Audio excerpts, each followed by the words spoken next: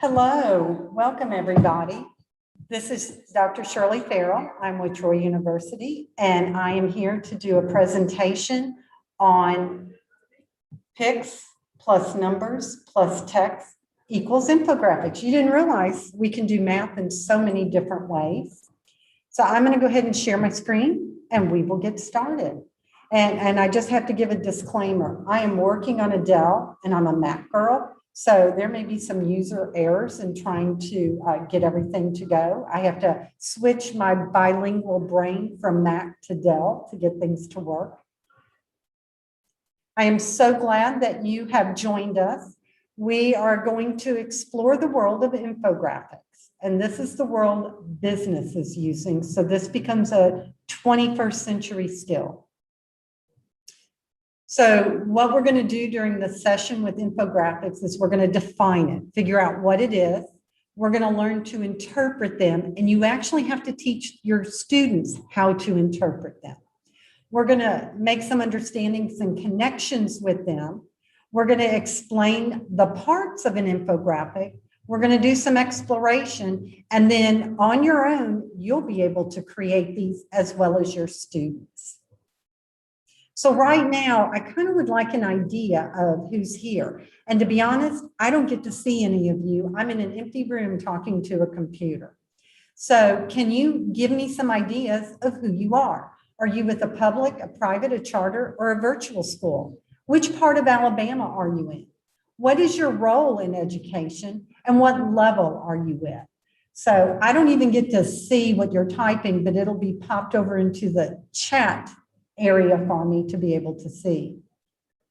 Or if you turn your computer, so I have a facilitator in here, I can just look at his. I'm used to working on multiple computers at a time. So we are waiting to see, is anyone out there? Can you hear me? Miss Amber, I see you're in. Are you able to hear us now? We have a little dead space. I'm waiting to see who's out there. Am I all alone?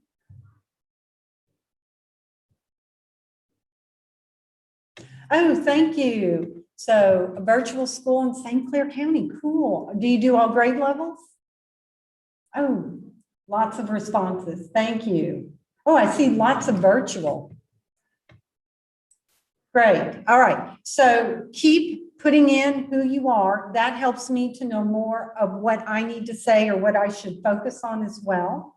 And this infographics bodes well for any subject area and any interest the kids have.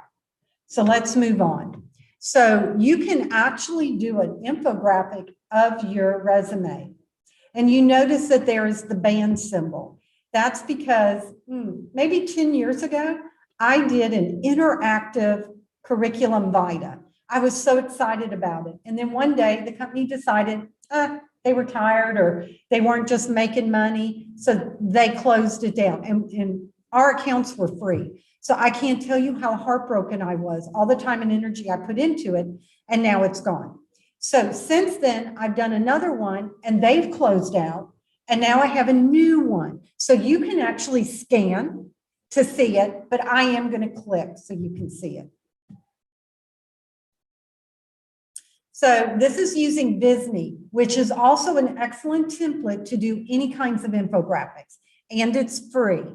So here is a quick introduction about me, and that I call myself a nerdy geek or a geeky nerd because I like to sit at night, watch TV, and find what else is new out on the internet.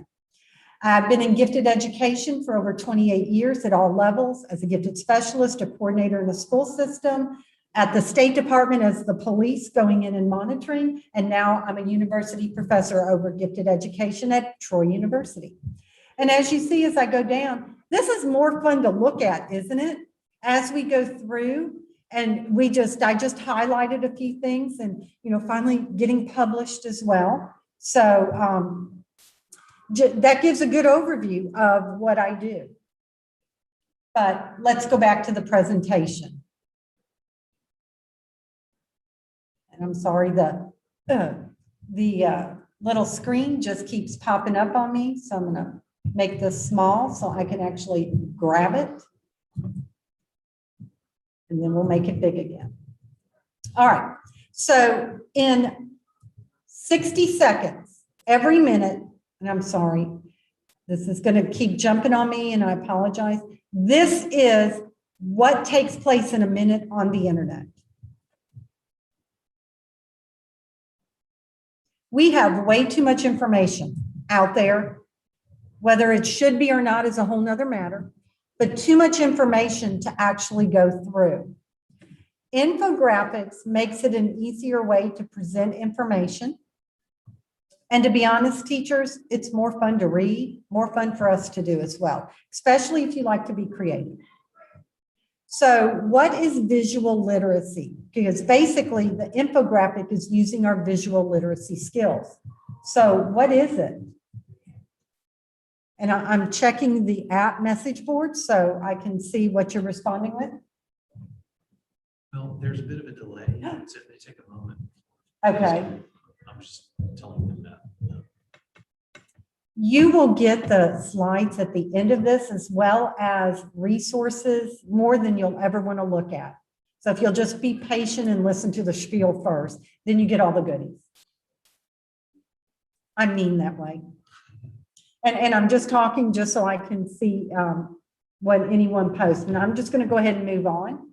So, and I apologize. I'm trying to maneuver this computer. So if you have visual literacy, you're able to take visual things, whether it's a photograph, a picture, graphic, meme, anything visual, and you might be able to create it, but you're going to be able to interpret it, negotiate, make meaning from it, and then with the information. So if you think about it, we have kids do this all the time. Aren't they supposed to look at charts and graphs and be able to interpret what it says? Don't we give them pictures to look at? When we read a book, we have them look at the cover to see if they can determine what it is. That's all visual literacy. And in all honesty, with our TVs now and with, that sounds very old, doesn't it? Like, I was around in the 30s, which I was not. So, but with the technology that we have now, we've all become very visual, whether we want to or not. So do we ever use visual literacy in the classroom? And I already spoiled that question. So I said charts and graphs. Is there any other time that you know of that visual literacy has been used? When do you use it? And as you come on, keep telling us who you are. I appreciate that.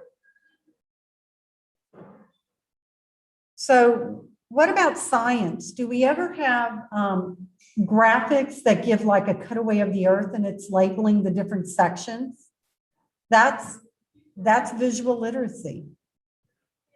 We use pictures, charts, and graphs all the time, tables.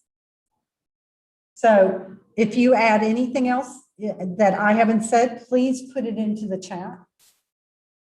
So in visual literacy, we can really say that there's three parts to it. There's non-linguistic representation, asking the kids to make mental pictures when we use graphics or even physical sensations. There's integrated text. So when we think of a reading or we assign a reading, headings, paragraphs, subheadings, bulleted points, quotes that are blocked, all of that becomes visual literacy. It's cluing us into different parts, setting us up for what may be coming next. And then we have infographics, which is your text, pictures, numbers integrated to tell a story,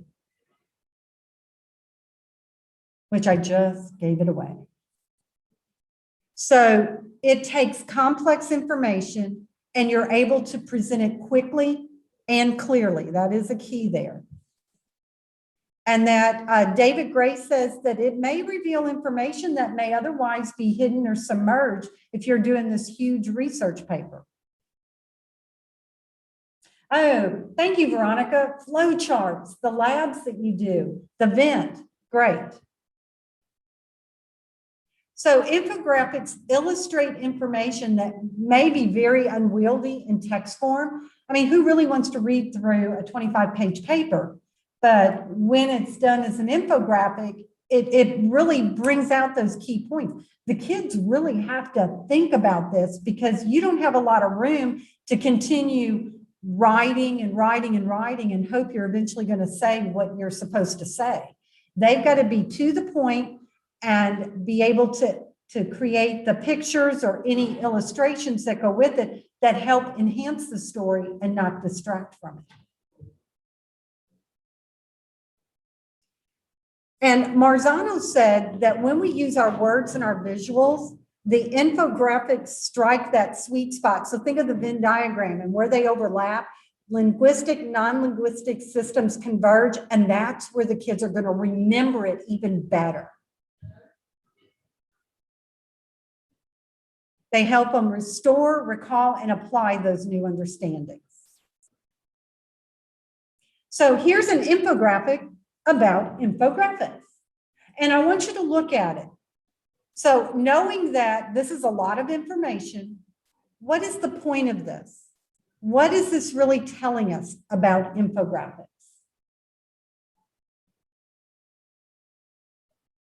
So Sarah, I see you love a Venn diagram. I challenge you to challenge your bright kids with a tri-Venn diagram. They've got three things they're comparing and contrasting.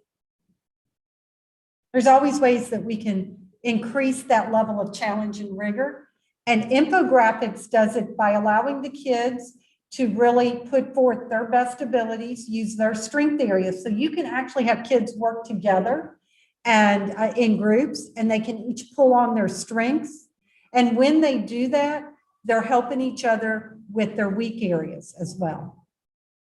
So you can tell that this tells us about the design and content and who is using the infographics. And you can see that the United States by far uses this more than any other nation. So a little infographic about infographics. I always love this one. And I have a live binder at the end that you will have access to with more resources than you ever wanted to look at. And this graphic is on there and it's linked. So why use an infographic? I'm sorry. Oh my gosh, this is going to drive me crazy. This is why I always like to use my own computer. So why use an infographic? So here's an infographic to help you determine, should you do traditional or should you do an infographic? So what do you think about this? Sarah, I love it that you know about tri-Venns and you love them. So I'm going to continue on, but please let me know. What do you think about this? So you can see that you can even have your students do an infographic on making a decision of how to do something or why to do something. So here's an infographic I really want you to look at, and I don't know how easy it is for you to see what kind of device you're looking at. So this is getting around transportation today. So you can see how everything on here helps to tell the story. That even when they've got the charts, they're using vehicles to tell the story.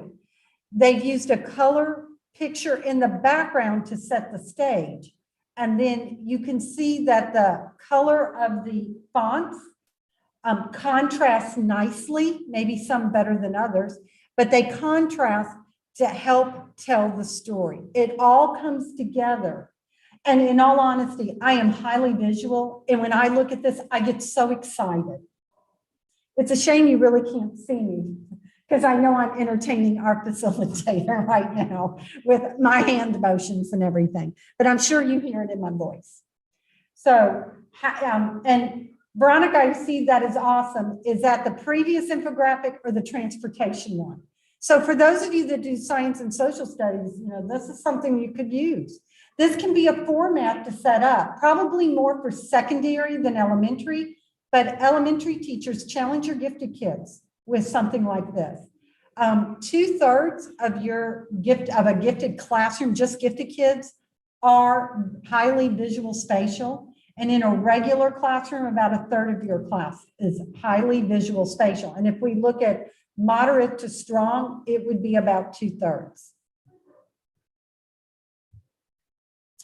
So with infographics in education, as I just mentioned, excellent for your visual spatial learners. Think about your engineers, your dentists, your weathermen, fashion designers. These are all highly visual spatial learners. And I'm sure you can think of more careers that require those visual spatial. It adds creativity back for the kids and for the teacher. And you can create a static, an interactive, or animated infographics. And you can have the kids collaborate on them or work individually. And to be honest, it's more fun to grade these. In my college course, I had my teachers in Nature and Needs of Gifted. They have to create an infographic on the gifted program in their school. And this is something that they can give to parents and to teachers. So I'm a very practical professor. Everything they do, they can take back and use. So we've been looking at static infographics. So it's just, there's a picture with the information on it.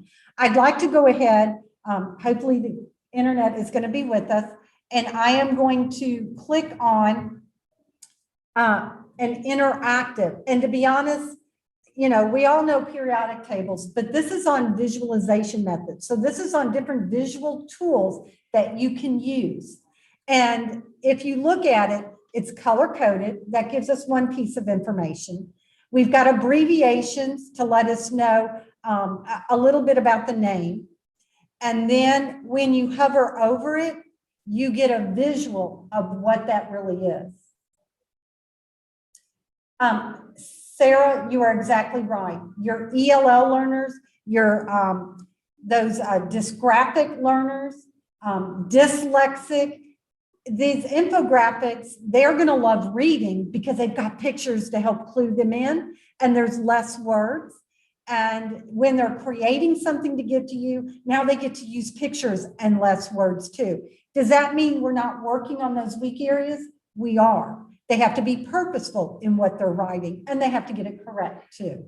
But we're pulling on their strength areas.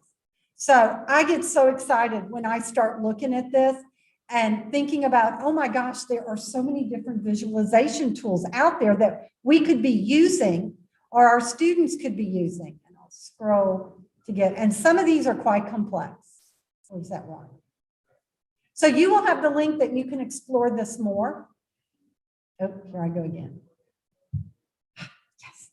And now an animated one. So did you by chance, I did not, when I clicked share, to click sound. The sound is just a song playing, but I want to play a little bit. So we're going to look at the history of shoes that's on the Discovery Channel. We're not going to watch the whole thing due to time. And I know you can't hear it. It's kind of like Western music that's playing.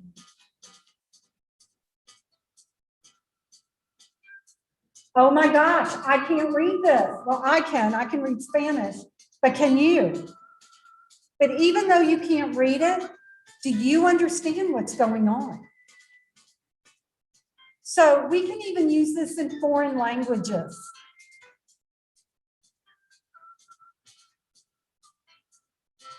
Now, this is the point of contention I have with infographics that are out there. This is factual based. This is all about, so this is a timeline. It just talks about the different changes. I would want kids to start using higher order thinking. Why did shoes change? What caused the change? And at the very end, I would want them to show me what they think the future shoe would be and why.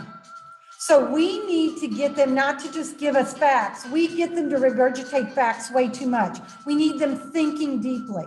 So they need to tell the why or the how. And a lot of times, why do I need to read this infographic? There's infographics out there on alligators. I don't have alligators where I live. Well, technically I do. But if you're in North Alabama, if you're in another state, you don't. So why do I have to know about alligators? So we need them critically thinking about it, not just regurgitating facts to us. All right, so I'm going to go ahead and just stop this one. And again, you've got the link to it. You can always go back if you're dying to know the rest of the story. So the kids can do different things. There's actually another one that is the inside of a jet engine. And as they scroll through it, they're seeing the different parts and how an engine works. So for those of you in career tech, or you do STEM or STEAM or STREAM or streamers, whatever you want to call it, then, you know, the kids can be creating these. How fun for the kids as well. So there are templates out there and there are infographics. So if you're teaching compare and contrast, you can show them that. And one of my favorites is geeks versus nerds and what the difference between them are. I fit both, so that's why I say I'm a geeky nerd or a nerdy geek, depending on what the main focus is. There are cause and effect. So again, we're getting into some of that higher thinking now. It's not just regurgitating, but we're comparing, we're explaining, we're showing a beginning and an end.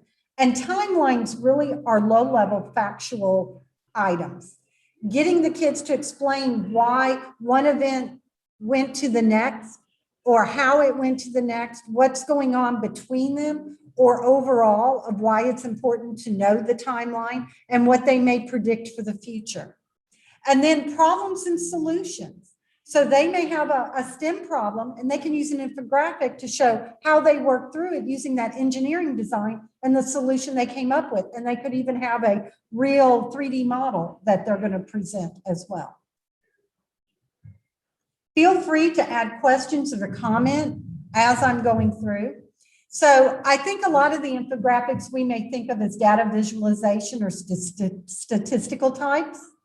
And then you have the research, you have a visual article, so you're telling your story through the infographic, and then flow charts, graphic organizers. Those are all types of infographics. Did you know that? You've been using infographics all this time.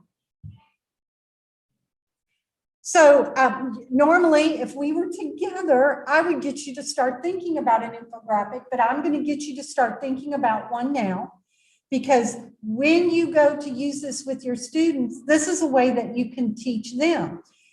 You want them to give an object. So I do a dollar bill or the clock in the room, or even a pencil that they may use. Something they think they know everything about it.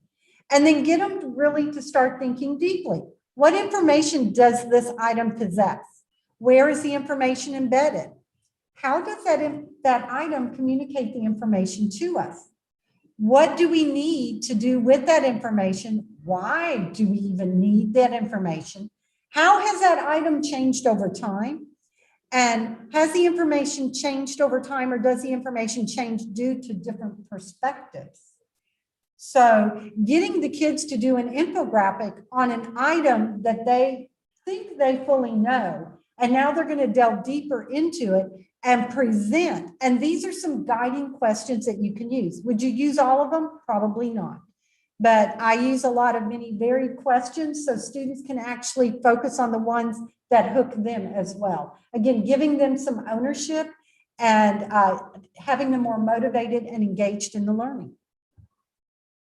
So let's look at different types of infographics. So I'm going to say these are very simple. If you go back to the transportation one, it used multiple types of these types of infographics. And I hate using type twice, kinds and types. So the cutaway of the earth, science books, social studies books, we have these things all the time. A timeline. And of course I had to choose chocolate timeline because who doesn't like chocolate? Flow charts, graphic organizers, maps. Maps are infographics. They give us so much information. And a subway map, there's a ton of information there. Word clouds are a type of infographic, especially when you've got the different sizes of words that show how it was maybe used more, or if you had people contribute to it, more people use that word. And then of course, our graphs and tables, all types of infographics. There's multiple information there, and we have to be able to read it. So where are infographics used? They are all over the internet on many varied websites. Businesses are using them. They're actually paying for advertising and putting infographics in because they get more bang for their buck. They can get more information in an infographic than if they did a traditional ad. Different communities are using them within their community to advertise different things. Newspapers are using them as part of the traditional newspaper, or I guess digital newspapers more now than paper. Magazines, whether it's hard copies or digital, and books. So there are 2 books out there that I'm going to name, and I know there's more, but David McCauley's How Things Work, his pictures, those are all infographics. And aren't they fun to look at? And the more we look at them, the more information we're getting out of them. And then Dr. Ann Miller did a street through time. So she took one location, and from prehistory up to current of the publication of the book, you can see how that street, or what eventually became a street, changed over time. And there's some words on it, but it's mostly graphics and different images.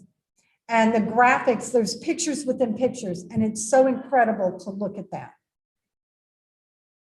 How many of you are familiar with How Things Work or A Street Through Time? So here's How Things Work. And this is, I thought it would be unique to have a mouse. How does a mouse work? Since we're using technology. And then here is one of the images, and I know it's hard to see the details, of A Street Through Time. Great way to do history, great way to have the kids think about history and how things have changed over time. So when you're going to create a high quality infographic, we want to go ahead and set this up for the students. There are 5 areas to look at. I did not invent this. This has nothing to do with any research I've done, other than I went on the net and I found Spire Studios blog. They actually are a company that you can pay to do an infographic for you, or they'll give you tips on how to do your own. So I have, as a good educator, borrowed their 5 areas of high quality infographics. So let's jump in. So before you, and I've changed up the order of theirs. Before you begin, you need a research question. So that doesn't mean research where I may go out and interview people or I'm going to collect data. This is, what is my question of what it is I'm going to do? So even like A Street Through Time, how has Mobile Bay changed over time? And you can even be as specific as to do a beginning and ending time period. So you need that question that you're going to use that you've got to find the answer to. And I'm sorry, being a college professor now I hear research, I think, oh, research, where I got to go out and collect the data and interpret and do a paper. Then you need the research and data. So I'm showing some data here. This is an employment growth by educational attainment. So I want you to look at it. So, this is something that, even our kids would go find something on the internet that they would use and cite a source in whatever they're doing. So if you were a teacher and you received this, if they were talking about employment growth by educational attainment, the higher the education, the more likely they'll be hired, and that maybe they'll even make more money. Would you believe this chart? I'm going to wait just a moment. Any fast typers out there? So as you look at it, would you think this is credible in a paper that is due in 2021? Giving you hints.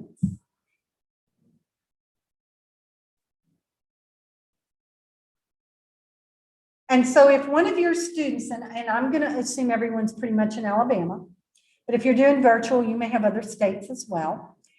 If you look at the source, this is the Canadian labor force. So do we in maybe Alabama or in the US may have the same statistics? And then if you look, this is comparing 2007, 2008 and 2008, 2009. It's a little outdated, isn't it? So I would not be happy if a student came up with this in their paper. They have to use current data to make what they're trying to say, to make the point, to tell the story more credible. So we have to remind them, not everything out there on the internet is current. Then they have to be able to take what they've learned, all that knowledge, and be able to put it together to tell a story.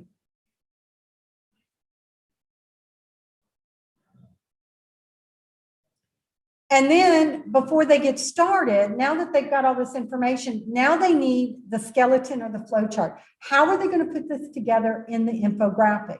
What are they going to use? What is to the point? And how are they going to display it?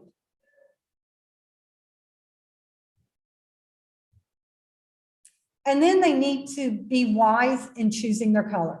I know when I have had students choose colors, and they'll take a red background and put neon green words, and it hurts my eyes to look at it. So we actually have to teach the kids how to choose good contrasting colors, not just because it's loud and bright and it might look good. And then the graphics, so the bullet points, if you think back to transportation, instead of using just bar or graph charts, they actually use little cars to help tell the story. So they need to be wise in what they choose. If I'm doing an infographic about the rainforest, if I choose oil cans to be my bullet points, it's going to confuse you in trying to figure out, what does that oil can have to do with the story of the rainforest? So it's all got to be cohesive and come together to tell the story. So simple tips. You're telling the story, create a good question and research information, be clear, use good current data, cite your sources.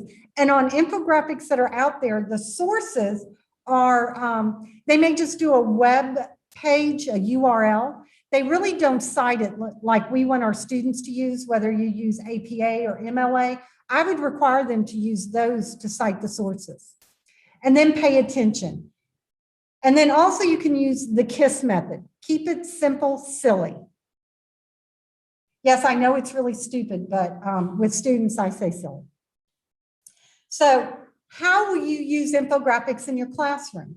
Well, you can actually provide infographics for the students to be able to read and acquire knowledge. They have to interpret them. That gives them good practice for our tests that we give. We can use it for processing knowledge. It can be, we want them to create an infographic to be able to learn what it is we're teaching. It might be a final project or assessment. We're going to look to see, did they learn it? So now they may create that infographic as a final project and maybe even present it to show they've learned it. They've mastered those objectives. So this is the QR code for my live binders. And I'm going to leave it on for just a moment that I have to. Okay, well, we got plenty of time. I'll leave it up for a few minutes. So if you've already captured it, and that is a live binder, the links may change. If any go dead, I delete them out. When I find new resources, I add them in. So it is not static, it is interactive. If you have finished grabbing that, do you have any comments or questions about infographics at this time?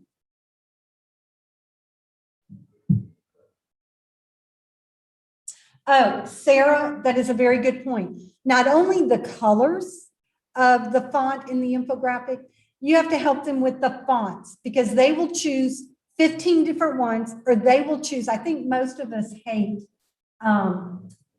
Comic Sans, or I think there's one called Jester. There's one that drives most teachers crazy. The kids all gravitate towards it. So you've got to teach them that they've got to be purposeful when choosing different fonts. Otherwise, it's hard to read and you lose them. You won't be able to tell your story.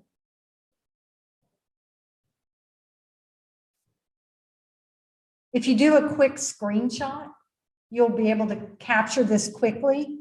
And then if you're on your laptop, you can pull up the graphic and actually hold your camera over and the QR code still works. mini tricks. I'm moving on, and we're going to actually go in just a moment to the live binders. So normally, if you're in the room with me, I get you to do a quick infographic of yourself. And this is a great way to get to know the kids, because what do you know more information about than yourself? And there are ways that you can do it on iPads, on computers, and there are templates out there that you can use, or choose something that they know about. So what I'm going to do, I'm going to back up, and I'm going to go to the infographic, the live binders, excuse me, so you can see what this looks like. So the headings are, what is an infographic? So lots of different things that you can learn about infographics. And I've got to do my internet disclaimer.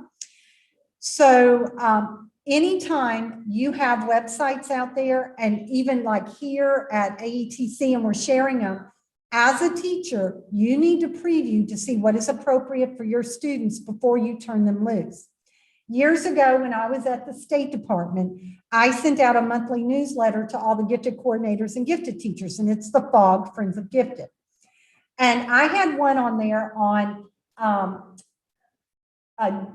digital museums around the world. And these are actually real museums that have been digitized, or like virtual field trips that you could go to. But this was like the mother of all online museums, and that's what it was called.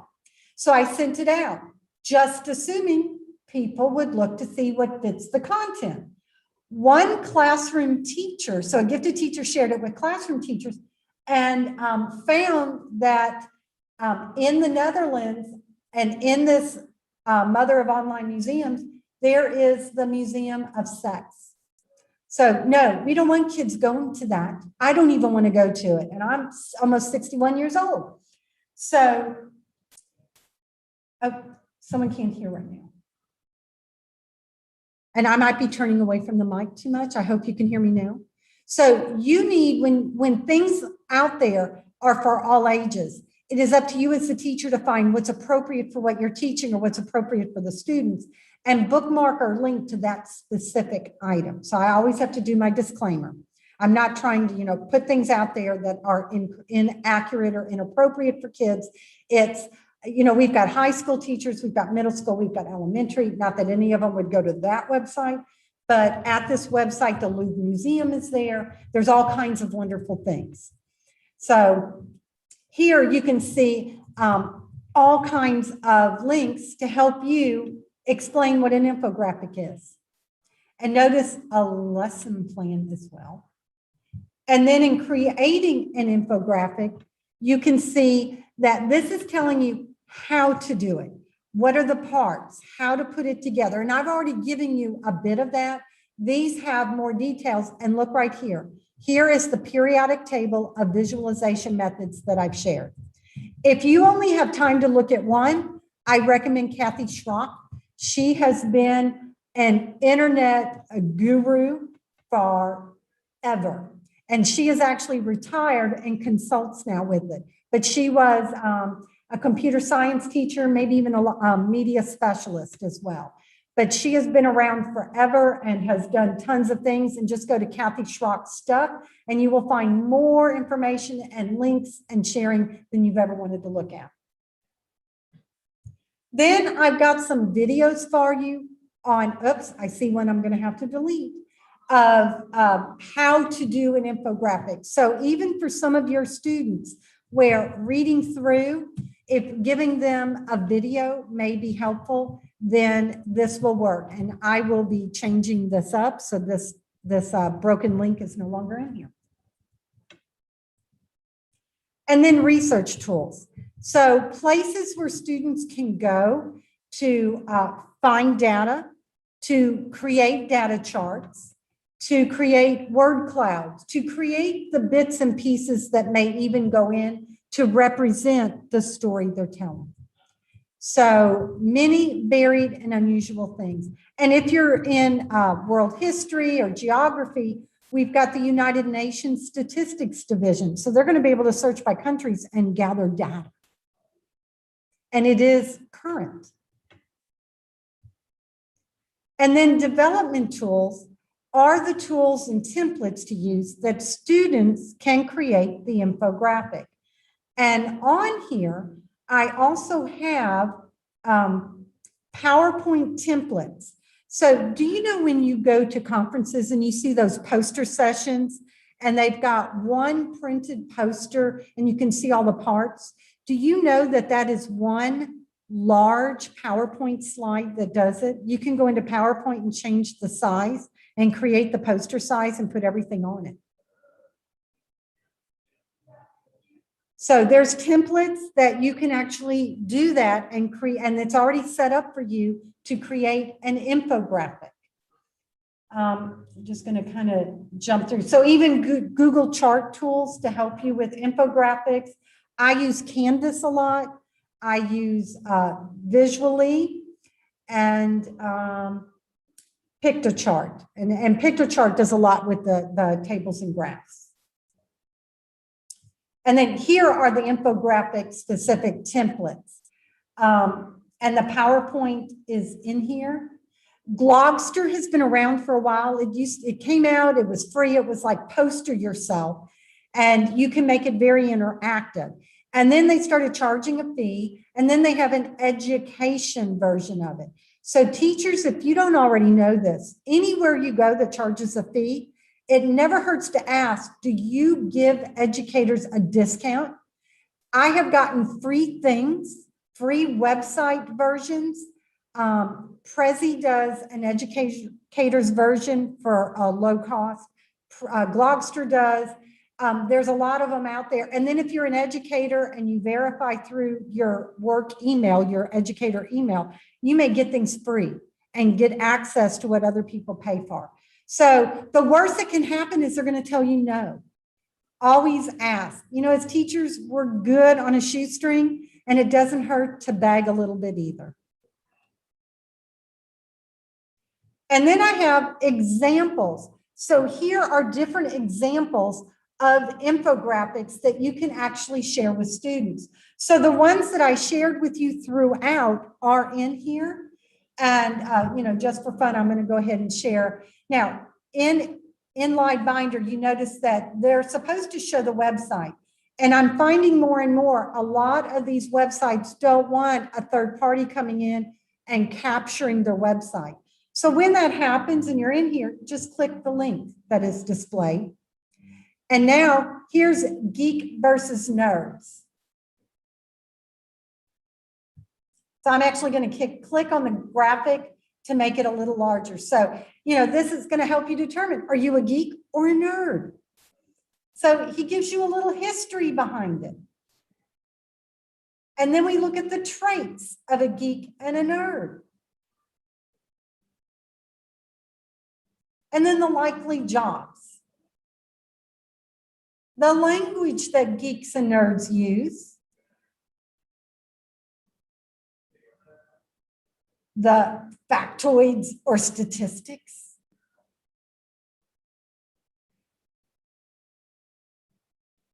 Movies a geek or a nerd would prefer to watch. All right, how many of you are finding out you're a geek or a nerd now? And then you can see it's provided by a website. And then you see the sources. Let me see if I can make the ad go away. The sources are all just websites. I would require students to do official APA, MLA, however you get them to cite sources, I would have them do it here. Those are best practices and they should be on here. So this is just a little fun one.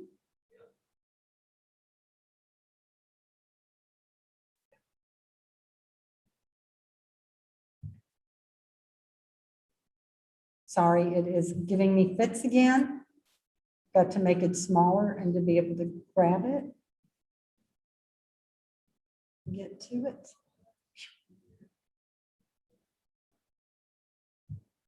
There we go. All right, how do I make that go away?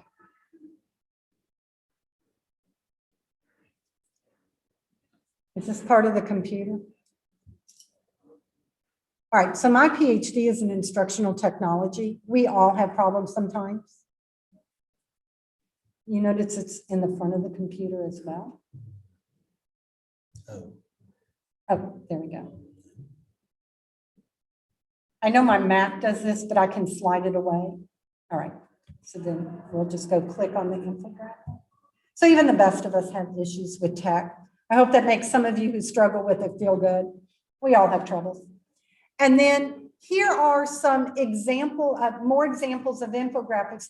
One that I love to show is the alligator, and you heard me reference it already. And I'm just, I have had to change this out once, and it looks like they have changed it again. So I'm going to have to go hunt it down. So this is from the Swamp People TV show. So the History Channel did an infographic of alligators, and it's very factual, it's very informative. But my question becomes, why do I need to know about it? That's the piece that's missing. And for our students, we want them thinking up in the higher levels. So while creativity is going on, and that's wonderful, let's get them thinking critically as well and telling us how or why. Why do people need to see an infographic about alligators? What's so important about them?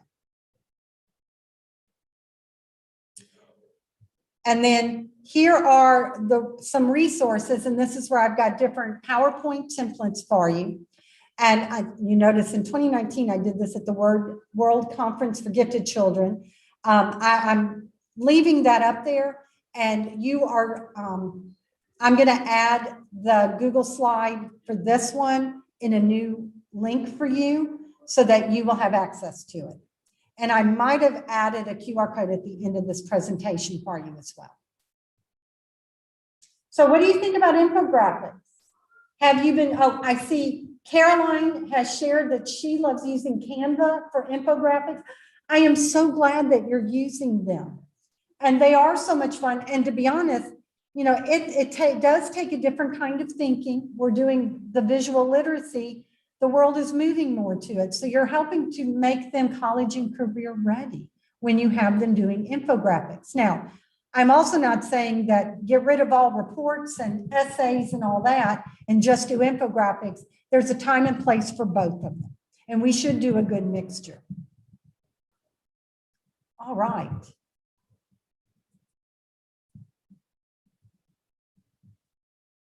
So this is my contact information, and I did. So the scan me up here is the Google Slides that you will be able to grab. And then you have the resources in the slides, and you have the live binders as well. And you can go forth and drive yourself crazy with all the resources that I have provided. Does anyone have any questions, comments, concerns about infographics? And I see that I'm finishing a little early, but trying to give time for the lag in technology between the questions from when I say something and I can see what you're saying, but also to give you a chance to ask questions. I love using these, and as a college professor, I don't use them all the time, but I do use them in a way that my students are going to be able to take what they've done and bring back to use either with their students, with their colleagues, or with administrators and or parents. Oh, you are so welcome.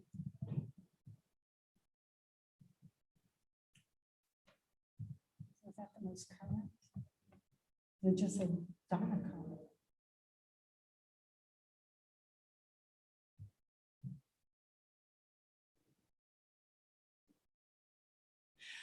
Veronica, you're right that when the students are looking at these or creating them, it's a lot of information that's condensed, and they really don't have time to lose interest in it.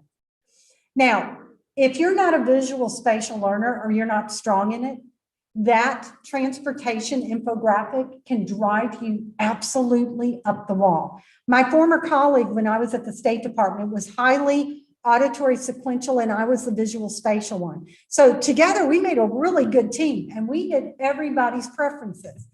But it hurt her to look at that transportation one So this, you don't have to give them quite complex infographics, and they can create more simple infographics. But the ones that can handle complexity, challenge them with it. See what they can come up with. Because if you let them, they will do it. And if you ever have any questions, please feel free to contact me. And I realize that my phone number is wrong. The 242 used to be the prefix to my former State Department one. My Troy is 241. It can't get any more confusing. But if you email me, oh, and I'm sorry, it's my old State Department email too. I forgot to update that. Oh my goodness, would you type in for me my email? It is sfarrell@troy.edu. Would you believe I've looked at this and I've had friends look at it and we never caught that it was an old email and an old phone number? That's right. So sfarrell@troy.edu, contact me anytime. I'm happy to answer any questions. And especially if you find any links that are broken, please let me know. I'll jump in and get that corrected. And if there's not any other questions, comments, concerns, thank you for taking an afternoon in the middle of the week to sit with me on Zoom, which I know y'all are zoomed out at this point, and to learn about a math formula that gives us infographics. Have a great evening.